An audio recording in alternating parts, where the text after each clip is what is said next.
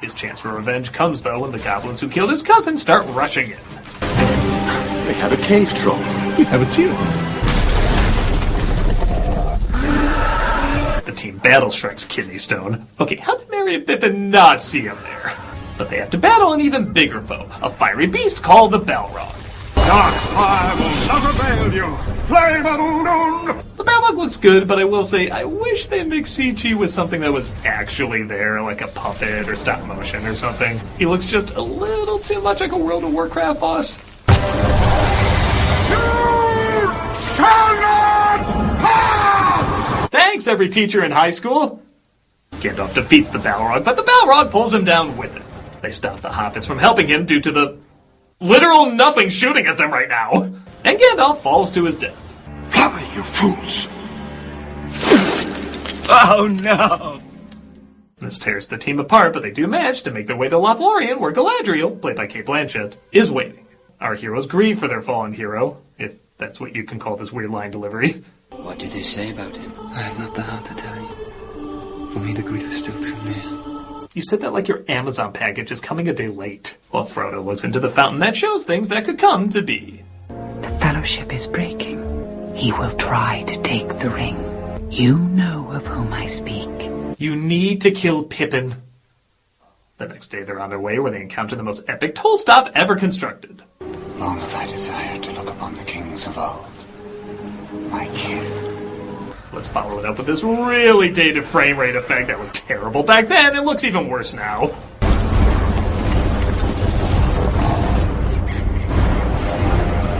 The ironic thing is, for all my complaining there's too much cut out of this, you could completely cut that moment and not miss a thing. Sometimes this movie does get a little drunk on its self-importance.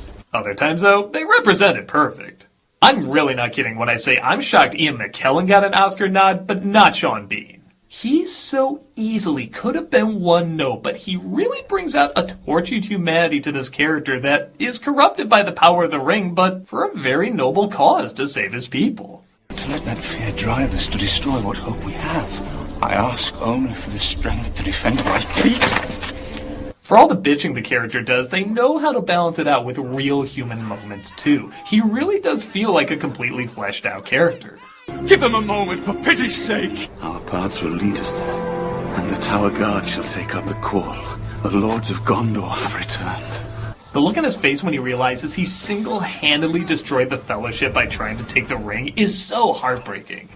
Frodo.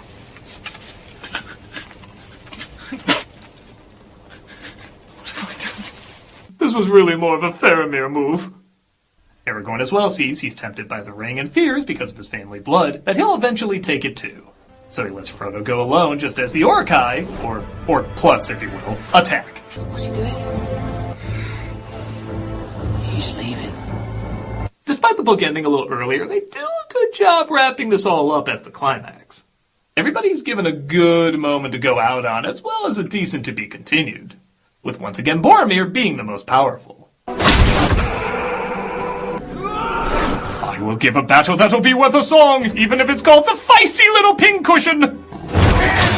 Aragorn fights off Boromir's killer and says he'll do his best to not let their kingdom fall. And goddamn, not only is this performance great, but it's one of the few times where the makeup really gives the impression this guy is taking his last breath. I swear to you, I will not let our people fail. Our people. Oh my god, Aragorn killed Boromir! Sam is the only one to find Frodo and swears to stand by him, literally risking death in doing so.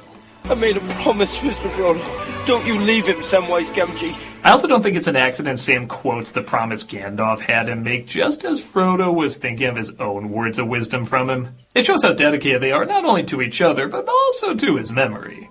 Their bond is so strong that Aragorn decides to let them go and take what's left of the Fellowship to save Merry and Pippin. The Fellowship has failed.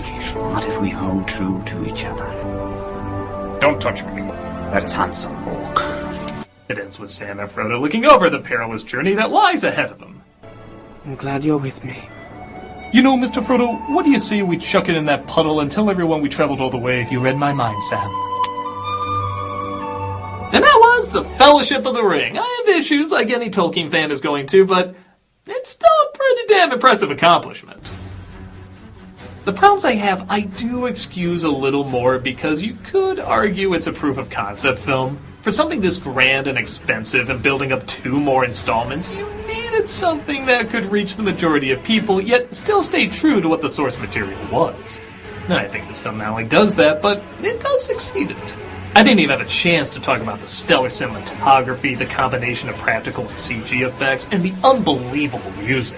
Every shot is impressive, the scale models look incredible, and just about everything has a musical theme that sounds like something right out of an epic opera. For the little nitpicks I have, it makes up for it in the grand presentation, and, as you probably know, the amazing installments to follow. For Lord of the Rings month is just beginning, and the best is yet to come. I'm the Nostalgia Critic again. Let's see if they're done bickering out there. Alright, everybody, stop your bickering. Dear Nostalgia Critic, we got bored and did something else. It's time to realize we have a life outside of you. You literally don't. You were made for the show. I know you think we literally don't, as we were made for the show, but that's why we're gonna be in a few Cinema Snob episodes. Cinema Snob! I lost interest.